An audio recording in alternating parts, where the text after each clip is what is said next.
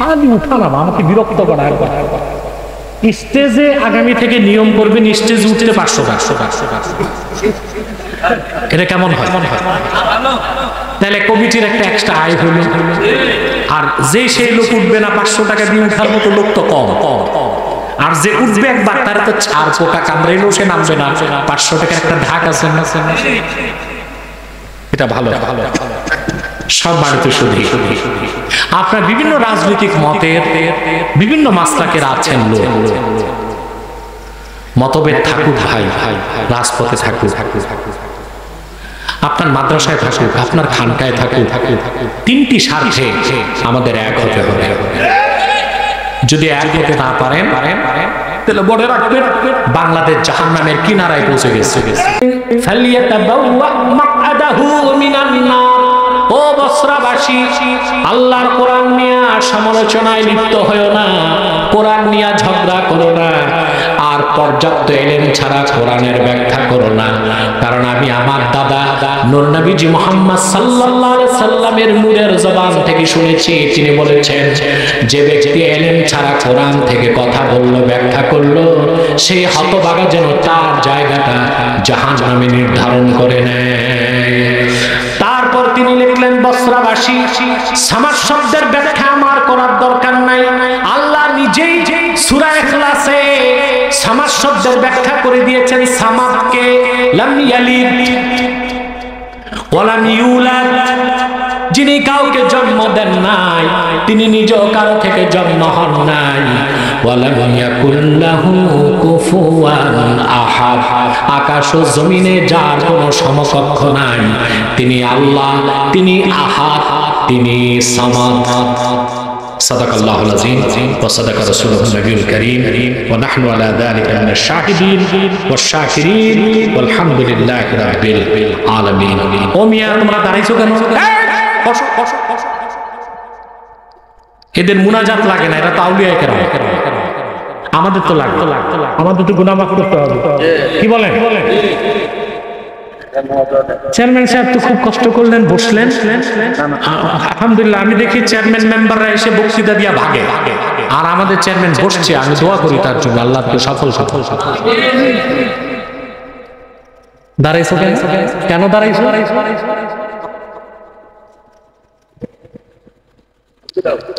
এখানে প্রশ্নগুলো হাতে রাখো, সব পড়ে পড়ে দেখো কি কি উত্তর দরকার আছে দেওয়া। সম্মানিত সুধী, আমি আর আপনাদের কষ্ট দিব না। বিদায় লগ্নে কয়েকটা কথা বলবো। আরে আপনি না বললেও বলবো, এটা আমার সাংগঠনিক দায়িত্ব, আমার ইমানি দায়িত্ব, মুসলিম হিসেবে আমার নৈতিক দায়িত্ব। আপনারা এখানে বিভিন্ন দলমতের লোক আছেন না? কেউ আওয়ামী লীগ, কেউ বিএনপি, কেউ জাতীয় পার্টি, কেউ জামাত, কেউ আলিয়া, কেউ কওমি, কেউ সাদা টুপি, কেউ কালো টুপি, কেউ লম্বা টুপি, কেউ গোল টুপি আছে না মতে?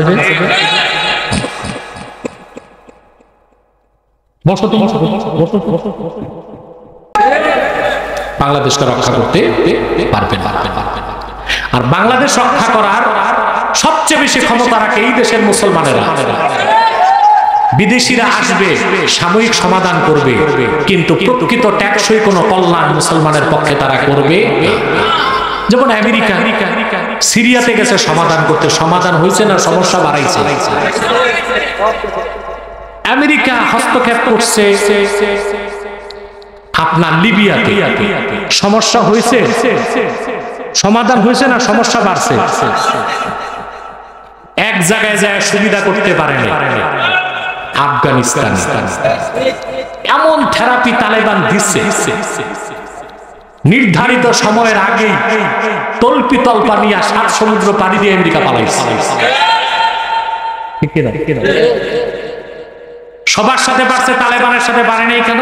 সবার কাছে আছে জাগতিক অস্ত্র, তালেবানের কাছে আছে ইমানি অস্ত্র। এইটা মোকাবেলা করার ক্ষমতা পৃথিবীর কারণে এই আফগানি মুসলমানরা পৃথিবীর 3টা পরাশক্তিকে পরাজিত করছে, ব্রিটিশ, রাশিয়া, আমেরিকা। ঠিক কিনা? আজকে তারা স্বাধীন। আমার ভাষা আমি বলবো, আরব বিশ্বকে বাদ দিলে বাকি দুনিয়ায় ইউরোপ আমেরিকা ছাড়া থার্ড ওয়ার্ল্ড বলা হয়, যেটাকে থার্ড ওয়ার্ল্ড। পাকিস্তান বলেন, ভারত বলেন, বাংলাদেশ বলেন, ইন্দোনেশিয়া, মালয়েশিয়া, থাইল্যান্ড, এই দেশগুলোর মধ্যে একমাত্র এই মধ্য এশিয়া এবং দক্ষিণ পূর্ব এশিয়ায় স্বাধীন দেশ শুধু আফগানিস্তান। ওরা মন মতো আইন করতে পারে, কাউকে তোয়াক্কা করতে হয় না। আমরা কি পারি? কথা বলে বৃষ্টি হচ্ছে, ভিজলেও বসবে, কারণ এই বৃষ্টির পানিতে আপনার গুনাহগুলো মোচন হয়ে যাবে। আল্লাহ আমাদেরকে অনেক সময় দিচ্ছেন, ঠিক না? যদি এখন বৃষ্টি দিয়া ভিজায় আল্লাহ খুশি হন, আমরা খুশি হব। আর যদি তিনি আরেকটু মেহেরবানি করেন তাহলে তার কথাই নাই। যেটা কি অন্তর থেকে কইলেন না ঠোঁট থেকে কইলেন, তার তিনটা ইস্যুতে এক হইতে হবে। কয়টা ইস্যু? ইসলামের সুমহান স্বার্থ রক্ষায় আমরা এক হয়ে যাব। বাংলাদেশে মুসলমানদের মৌলিক দাবি আদায় আমরা এক হয়ে যাব। আর বাংলাদেশের স্বাধীনতার সার্বভৌমত্ব রক্ষায় আমরা এক হয়ে যাব। আমাদের এই তিনটা স্বার্থের বিরুদ্ধে কাজ করতেছে বাংলাদেশে তিনটি অমুসলিম সম্প্রদায়। তার মধ্যে সবচেয়ে জঘন্য হচ্ছে কাদিয়ানী সম্প্রদায়। নিঃসন্দেহে তারা কাফের এবং অমুসলিম। তাদেরকে যারা কাফের বলবে না, তারাও কাফের। যুক্তরাষ্ট্র এবং তাদের প্রতি আমার ঘৃণা কেন? পঞ্চগড়ে যখন কাদিয়ানী কাফেররা অনুষ্ঠান করতে গেল, তাহরিকের পক্ষ থেকে কর্মসূচি দেওয়া হলো, কাদিয়ানীদেরকে প্রোগ্রাম করতে দেওয়া হবে না। আমাদের সংগঠনের নেতৃত্বে হাজারো মুসলমান, সেখানে আরো সংগঠন নেমেছিল। আমাদের একজন মুসলিম ভাই শহীদ হয়েছিল। তখন কাদিয়ানীদের পক্ষে যুক্তরাষ্ট্রের রাষ্ট্রদূত পিটার হাস সে দৌড়ায় গেছে কাদিয়ানীদের কাছে। তাহলে বাংলাদেশে কাদিয়ানীদেরকে রাষ্ট্রীয়ভাবে অমুসলিম ঘোষণার দাবি এই দেশের মুসলমান করে আসতেছে আইয়ুব খানের আমল থেকে। 70 বছর আগ থেকে এই দেশের মুসলমান দাবি করে আসছে কাদিয়ানীদেরকে রাষ্ট্রীয়ভাবে অমুসলিম ঘোষণা করতেই হবে। পিটার হাস তোমাকে কে অধিকার দিয়েছে কাদিয়ানীদের পক্ষে দালালি করার? এদেশের মুসলমান রক্ত দিয়ে হলেও তাদের দাবি আদায় করে ছাড়বে বাংলাদেশের চাপ।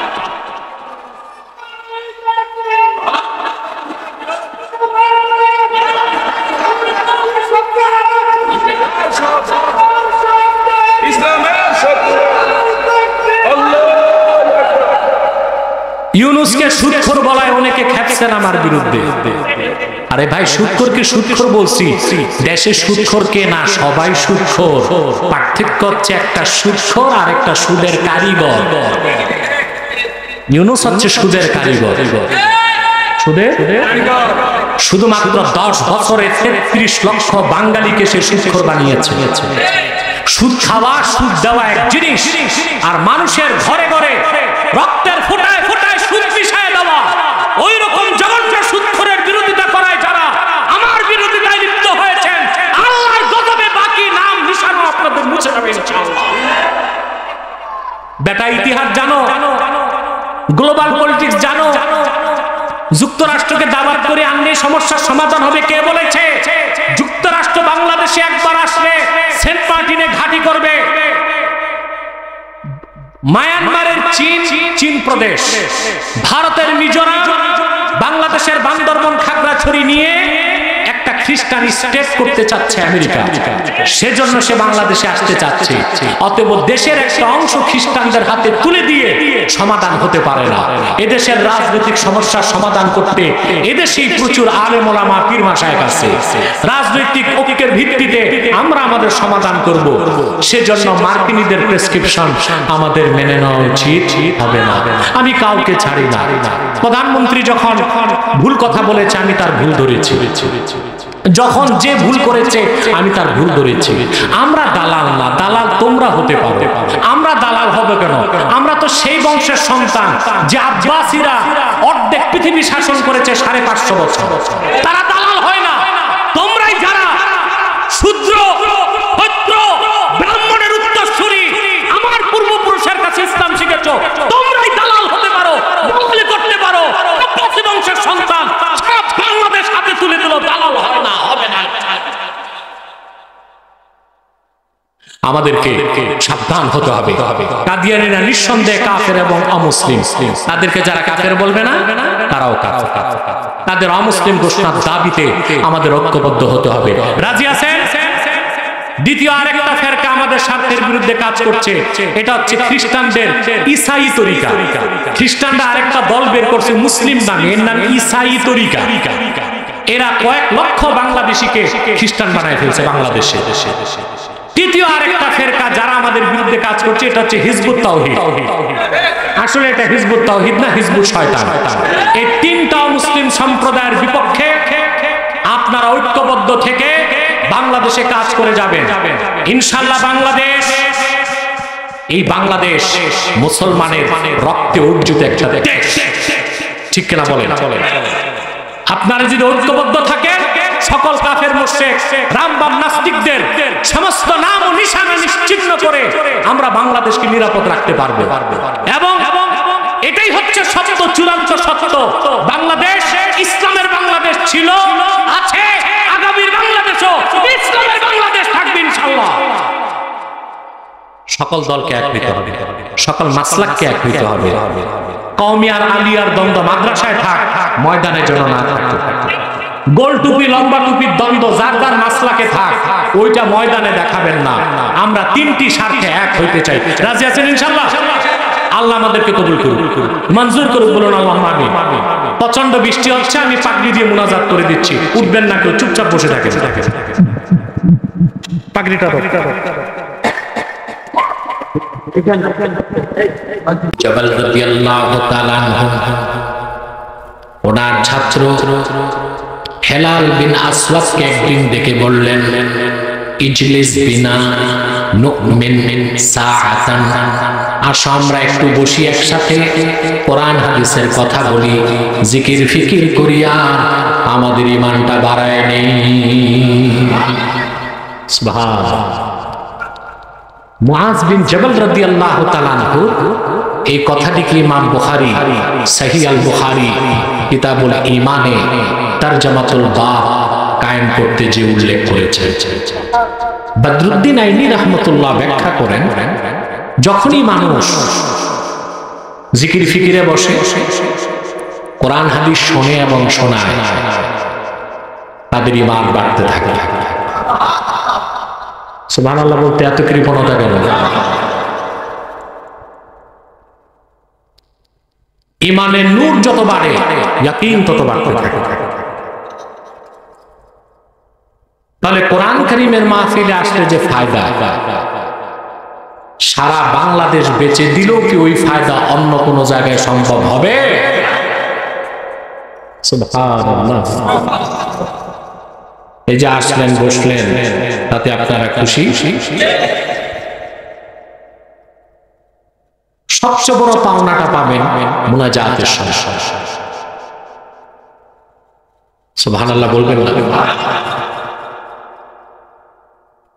মাজমাউজ জাওয়ায়েদে আল্লাহর হাবিব ইরশাদ করেছেন, আমার উম্মতের কোন মানুষ যখন দোয়া করে সম্মিলিতভাবে, বাকি অন্যরা যখন আমিন আমিন বলে, রহমতের ফেরেশতারা আমিন আমিন বলে, ফেরেশতাদের আমিন আর আমার উম্মতের মুমিনের আমিন যখন মিলে যায়, আল্লাহর দরবারে দোয়া কবুল হয়ে যায়। সুবহানাল্লাহ। তাহলে বিশ্বাস রাখতে হবে, আমরা মুনাজাত করে যাব,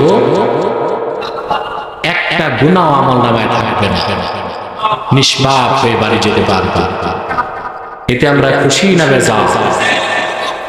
বেজার তো শয়তান। বেজার কে? শয়তান এখন একটাই চেষ্টা করবে, আপনাকে মুনাজাতের আগে উঠানো যায় কিনা। আমরা নেক নিয়ত করে শয়তানের নাপাক গালে একটা চপেটা ঘাত করতে চাই। আমরা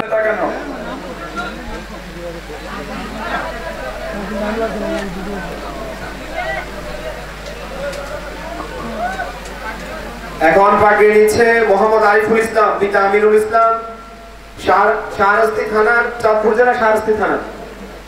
এখন পাগড়ি গ্রহণ করছে রাশেদুল ইসলাম, পিতা জাহাঙ্গীর হোসেন, চাঁদপুর জেলার শাহরাস্তি থানা। এও চাঁদপুর জেলার শাহরাস্তি থানা।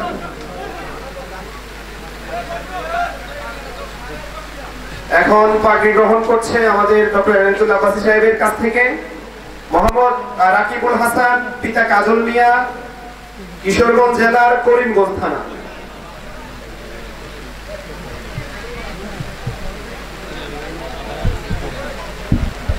ঠিক আছে তো অবিয়া, তোমরা এই লাফালাফি শুরু করলা কেন? জীবনে কত স্টেডিয়ামে যে ভিজলা ফুটবল খেলা দেখতে, তার তো হিসাব নাই। রাজনৈতিক সমাবেশে যে নেতা নেত্রীর চেহারা দর্শন করতে যাইয়া তো ভিজছ, এখানে 2 ফোঁটা পানিতে ভিজলে সমস্যাটাই কই? আমার নির্বাচিত তাফসির প্রথম সিরিজ, যেখানে সূরা ফাতিহার তাফসির আছে, আপনারা যারা পারেন মুনাজাতের পর এই তাফসিরের কিতাবটি নিয়ে যাবেন। পুরা কিতাবে শুধু সূরা ফাতিহার আলোচনা। হ্যান্ডমাইকটা দেখি, হ্যান্ডমাইক। আসুন আমরা একটু সালাত সালাম পরে দোয়া করি, যেন আমাদের দোয়াটা কবুল হয় মহব্বতে। সাল্লাল্লাহু আলা মুহাম্মাদ সাল্লাল্লাহু আলাইহি ওয়াসাল্লাম, সাল্লাল্লাহু আলা মুহাম্মাদ সাল্লাল্লাহু আলাইহি ওয়াসাল্লাম, ইয়া নবী সালাম আলাইকা, ইয়া রাসূল সালাম আলাইকা, ইয়া হাবিব সালাম আলাইকা, সালাওয়াতুল্লাহ আলাইকা, মুহাম্মাদুর রাসূলুল্লাহ সাল্লাল্লাহু আলাইহি ওয়াসাল্লাম, খাতামাল্লাহু বিহিন নুবুওয়া ওয়া হাতামাল্লাহ নবিয়্যা বা'দাহু, ইয়া নবী সালাম আলাইকা, ইয়া রাসূল সালাম আলাইকা, ইয়া হাবিব সালাম আলাইকা, সালাওয়াতুল্লাহ আলাইকা বিকামালিহি حسنت جميع خصاله صلوا عليه وآله ربنا ظلمنا أنفسنا وإن لم تغفر لنا وترحمنا لنكونن من الخاسرين। আল্লাহ তাআলা শঙ্করপাড় নুরানিয়া হাফিজিয়া মাদ্রাসার উদ্যোগে 15তম মাহফিলে গভীর রাত পর্যন্ত তোমার বান্দাকে নিয়ে 2টো হাত তুলেছি। আল্লাহ আল্লাহ, তোমার বান্দারা অঝড় দ্বারায় বৃষ্টি ঝরছে, তারপরও তোমার পরীক্ষিত বান্দারা ময়দান ছেড়ে যায় নাই। তোমার অসংখ্য বান্দা পর্দার আড়ালের মা বোন নিয়ে হাত তুলেছি। আল্লাহ, আমাদের জিন্দেগির সব গুনাহ তুমি মাফ করে দাও। হৃদয়ের গভীর থেকে দোয়া করি আল্লাহ, তোমার আখিরি নবী নূর নবীজি আমার মুহাম্মদ সাল্লাল্লাহু আলাইহি ওয়াসাল্লাম আজ থেকে 1000 বছর আগে দুনিয়া থেকে বিদায় নিয়েছেন। হায়াতুন নবী হিসেবে জান্নাতুল ফেরদাউস রওজা মুবারকে বিশ্রাম নিয়েছেন। আল্লাহ, জীবনে একবার তোমার আখিরি নবী নূর নবীজি আমার মুহাম্মদ সাল্লাল্লাহু আলাইহি ওয়াসাল্লামের জান্নাতুল ফেরদাউস রওজা মুবারকে উপস্থিত হয়ে গো আল্লাহ, তোমার হাবিবের নূরের কদমে দরুদ ও সালামের হাদিয়া দেবার আগে আল্লাহ তুমি ডাক দিও না।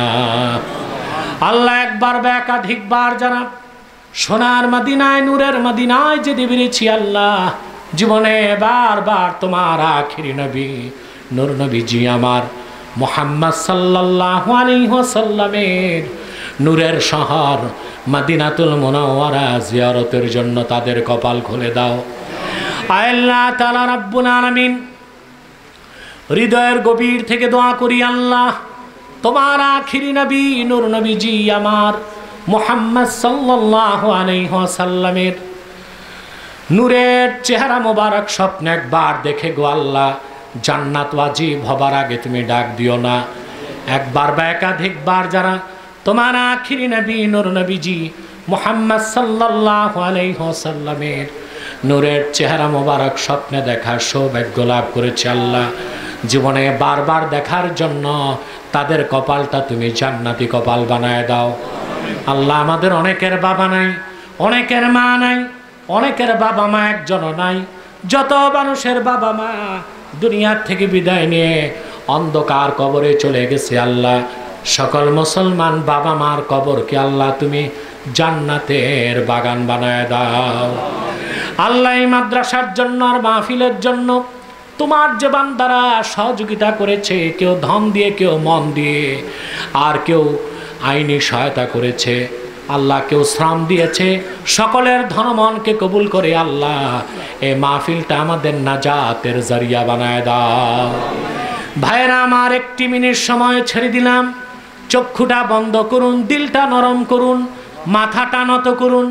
আল্লাহর আখিরি নবী নূর নবীজি আমার মুহাম্মদ সাল্লাল্লাহু আলাইহি ওয়াসাল্লামের ওসিলা ধরে আল্লাহর কাছে চান, যা চাইবেন তাই কবুল হয়ে যাবে। যদি পারো রে ভাইরা, 2 ফোঁটা চোখের পানি সদকা করে দিন।